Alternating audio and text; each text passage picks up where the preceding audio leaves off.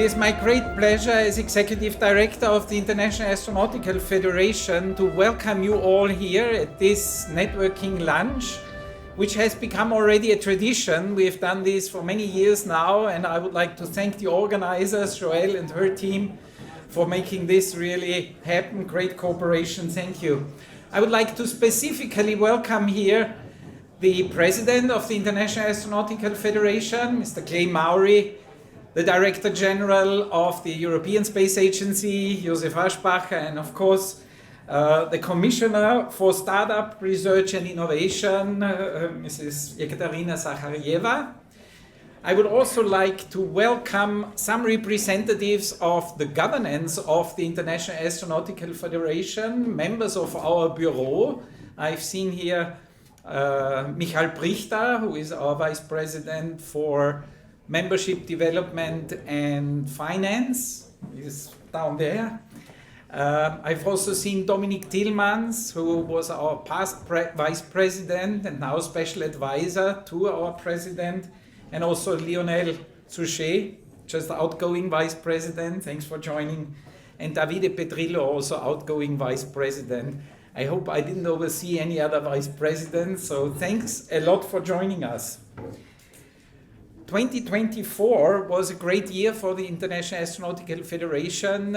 You have seen that we had a historic achievement with the IEC in Milan, and you will hear more about the exciting figures from our president later.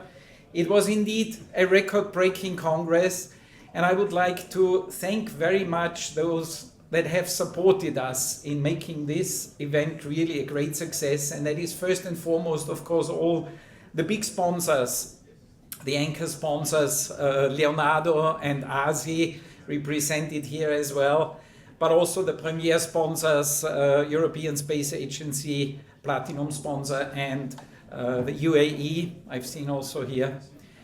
Thank you very much. IAC 2024 was also very special because we were able to write history. For the first time, we could bring together 60 heads of agencies and offices from all over the world around one table to discuss the topic of sustainability. I think this was a first. It's really like for the Guinness Book of Records. And we have, as we have promised, we have tried to digest from all these 60 statements that were made by heads of agencies and made a synopsis and prepared a final report. And I'm very happy to announce that this final report is now ready. It will be distributed. But before doing this, I would like to express our sincere thanks specifically to the Italian Space Agency, to ASI, and to its president, Professor Teodoro Valente, who was instrumental in inviting 60 heads of agencies, and they all followed this call.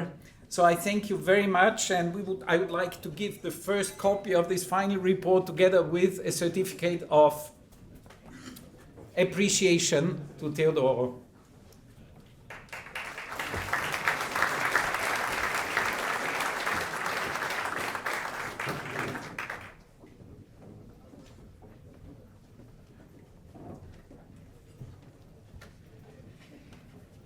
Before we jump into, you get some more copies distributed over the table. So if you are bored at the tables, you can have a look at that. I think it is very interesting what you see, what globally space leaders, our global space leaders, think about space and sustainability.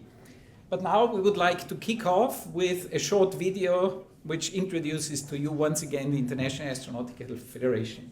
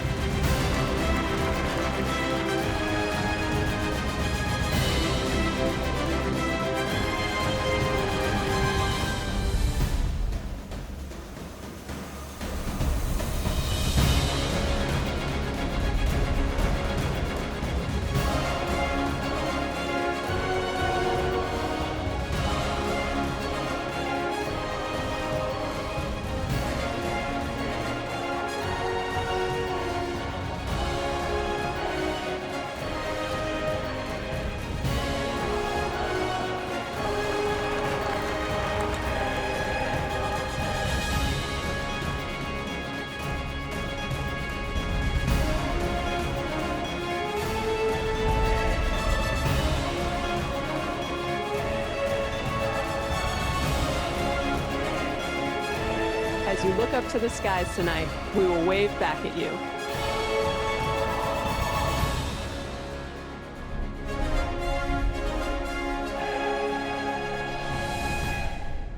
Thank you for your attention. It is now my great pleasure to call on stage the President of the International Astronautical Federation, Clay Mowry. Clay, the stage is yours.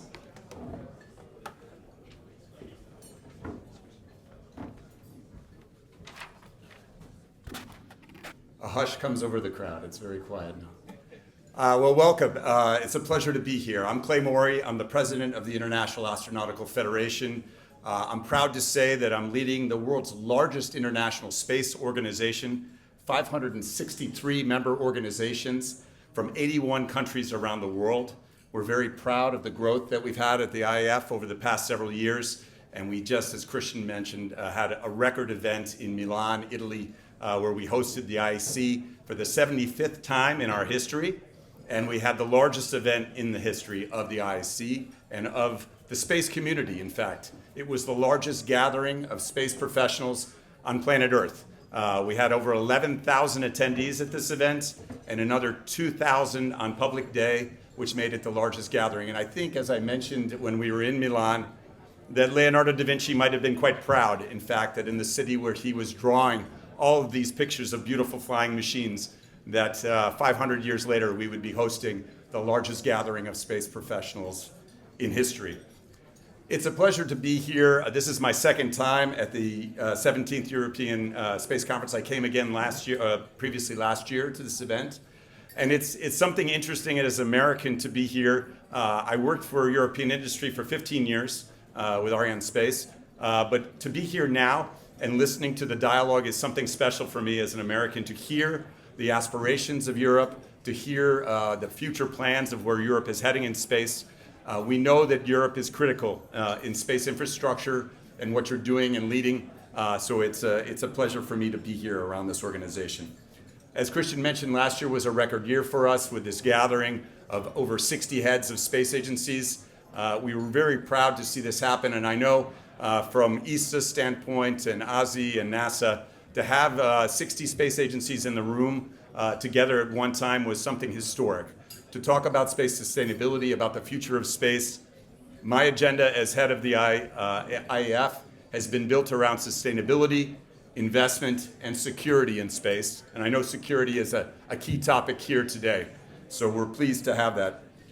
Looking at 2025, a few events to mention for the IAF. We have the GLEX conference coming up in May in New Delhi, India, which we expect to be a huge event, a huge gathering with our friends from ISRO, the Indian Space Research Organization. We encourage you all to join us in New Delhi this summer. And then moving on from that, we'll be moving to Sydney, Australia for the 76th International Astronautical Congress in Sydney in October, in late September to early October. So we think this will be a great event. We look at 2026, going into next year. We're going to be moving to Kigali in Rwanda, so making a trip to Africa, should be special, in June. And then going on to Antalya, Turkey for the 77th IAC from the 5th to the 9th of October 26. And finally, after that, moving into next year, the following year, the 78th will be in Poznan, Poland. So we're pleased to come back to Europe, to go to Poznan, and return back to Europe to where we are. So registration is open soon for these events. We hope to see you there, and thank you for your attention.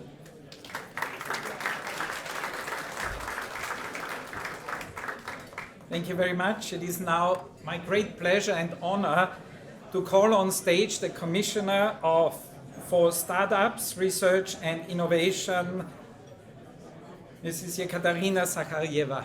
The stage is yours. Thank you so much. Ladies and gentlemen, it's a pleasure for me to be here today. Enjoy your lunch. I'll try to be brief. And I'm really impressed about how many people attend this event, and I realize how important is this sector for European economic security, for European resilience, for Europe's competitiveness. And you know that this European Commission, in the beginning of the mandate, we set the main priority, which is to boost European competitiveness in this difficult geostrategic environment. And I really believe that the space sector is a cornerstone of Europe's competitiveness. And I really believe that this sector has far-reaching implications that extend well beyond space itself. Space technologies can secure our autonomous space access. It enhances our ability to foresee climate change and to respond to environmental disasters. It makes our communications safe from foreign interference. Space is strategic, as I already said, but it's also a big business. The space economy is estimated to reach 1.7 trillion euros within the decade, growing at an average 9% per year. Startups and innovative companies are key drivers of this transformation. And European SMEs and startups are leading advancements in areas like Earth observation and navigation domains, but increasingly also in satellite manufacturing, in-orbit satellite servicing, and in-space mobility. This allows Europe to tackle pressing global challenges while securing our strategic autonomy in space. As Commissioner responsible for startups, research and innovation, it is my mission to ensure that Europe has an ecosystem that supports innovative companies, that allows them to grow, to find the support that they need here in Europe.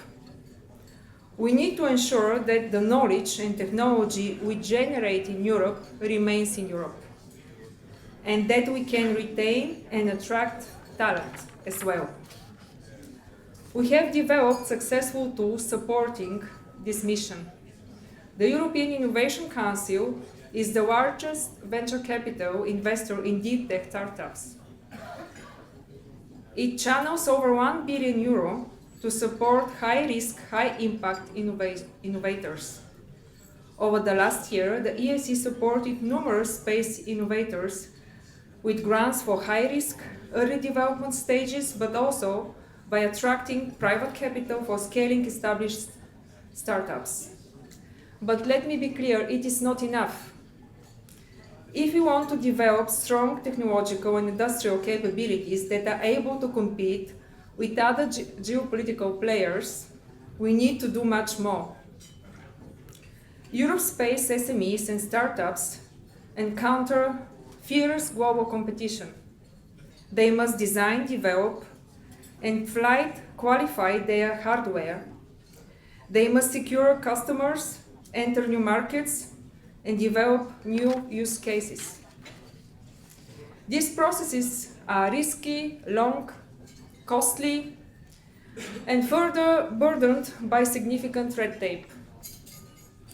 Moreover, the space sector is undergoing substantial change with the fast growth of private participation in innovative space startups. While Europe's industry has remained competitive over the past decades, we lack in domains like propulsion. We remain too dependent on key electronic components. This gap weighs on our performance and on the resilience of our space industry. I firmly believe that innovation is crucial to maintain and boost our competitive edge. Let me tell you about some of the initiatives that the Commission is preparing with the objective to fostering an innovation-friendly environment, making it simpler and faster for startups to grow and scale up.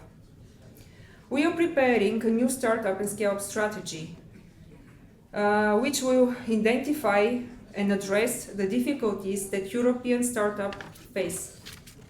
It will explore how we can simplify our regulatory environment, improve companies' access to capital and talent, as well as the potential of innovative approaches like innovative public procurement. This strategy will be elaborated in an inclusive process, starting with really huge stakeholder consultation, and I really will appreciate if you participate in this consultation and share with us your unique experience and expertise. We are also preparing a European Innovation Act together with the 28 regime for innovative companies. This instrument will bolster our innovation ecosystem, reduce costs and simplify regulation, bring down barriers and take full advantage of the EU single market, facilitate access to private capital and ensure that European innovative companies can retain and attract the specialized talent they need.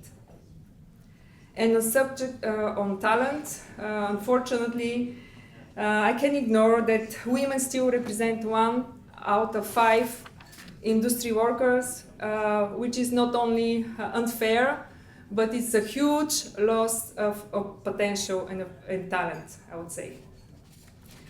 We need a better ecosystem for innovation, but we also need more investment. Beyond any measures that the Commission can propose, we cannot forget that Europe's investment in R&D is at 2.2% of GDP, far away from the 3% agreed over 22 years ago. And the gap is mainly in private investment. We are far from our main competitors, the US, Japan, South Korea, China. And public funding will be not enough. It's just not enough. No matter how much the governments or the Commission increase the budget, it's just not enough. But we have good news, and the industry react. The latest edition of the EU Industrial R&D Investment Scoreboard shows that in 2023, Europe's industry had increased its investment in R&D by 9.8%, which is for the first time more than both US and China. And we have to preserve this trend, and I will be very much hear your views what we can do as Commissioner to preserve this and maintain this trend. I want to really end with some positive stories from my country, my homeland, which is very, very inspiring. Just 2 weeks ago, Endurosat launched its Balkan 1 mission. A nanosatellite will provide high-resolution imagery for our Copernicus program with a 1.5 meter resolution. Endurosat was found in 2015 in Sofia in an attic, actually. It's a pure evidence for a successful startup. And it has thrived with significant support from the EIB and the EAC and its predecessors. So now it's becoming a world leader in space tech. So to sum up, my objective is really to be able to share much more stories like Endurosat's story, success stories, to cut the red tape, to generate high quality jobs, to support, of course you're creating this, I mean we to support you, to create high quality jobs and to attract talents and retain talents in Europe. So thank you so much for your attention, enjoy your lunch, and thanks so much for organizers to inviting me to be part of this really important event.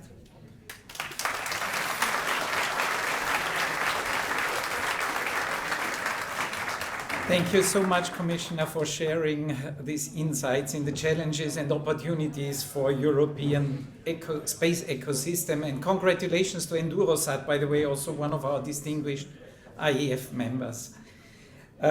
You have heard before, the IAF has reached now 563 member organizations, and there are some member organizations that are, of course, supporting us stronger, and I would like to mention one that is really the leading figure, I would say, in amongst our members, and this is the European Space Agency. It is my great pleasure to give the word and call on stage its Director General, Josef Aschbacher.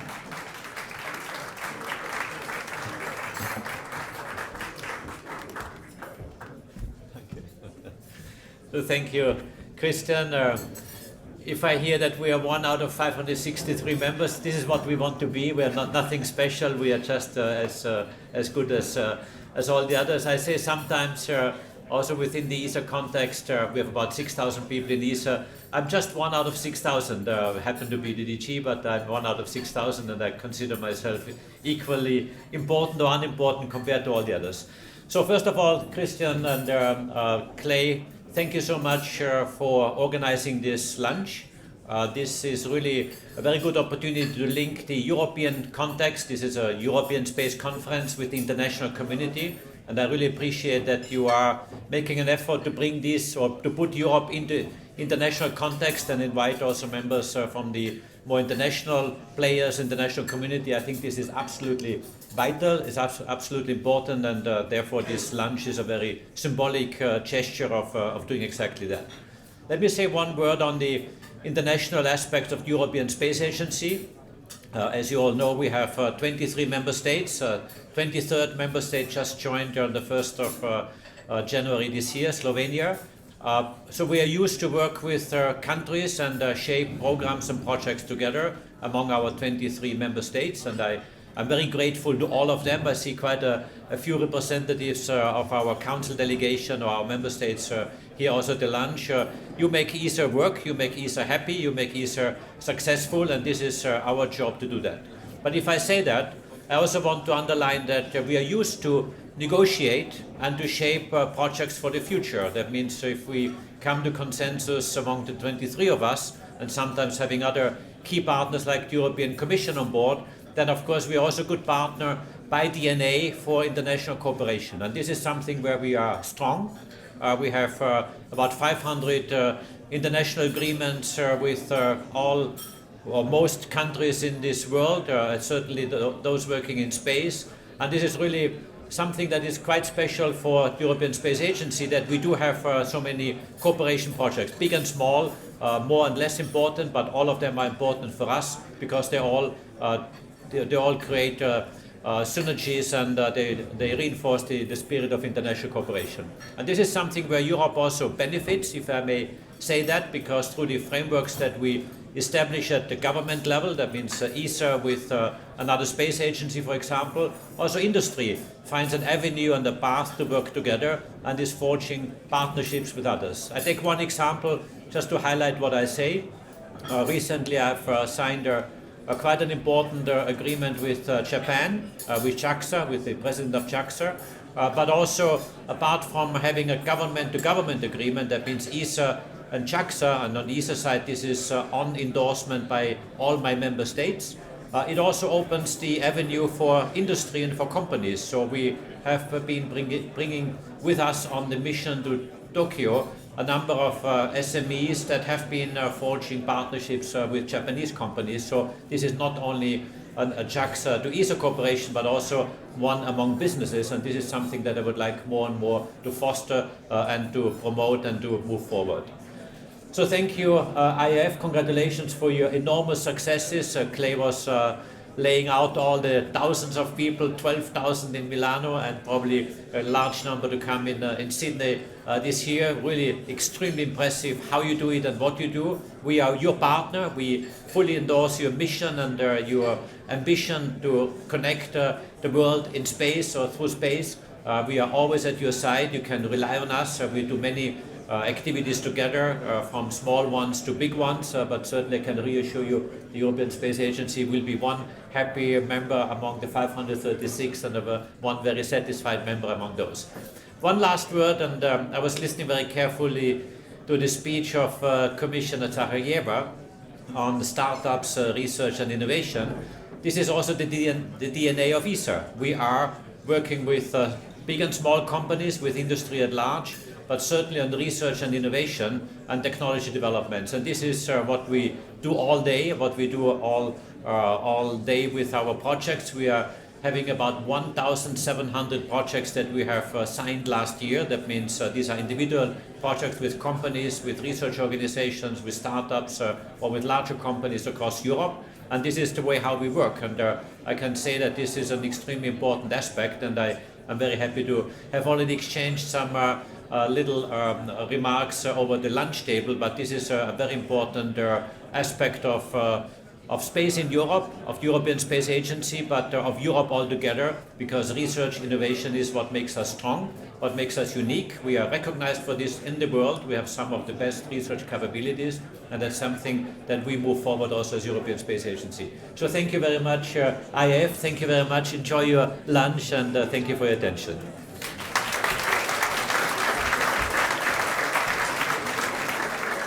Thank you very much. This brings us to the end of this formal part of this lunch. Now please use the opportunity for some informal networking and discussions. Bon appetit. Thank you.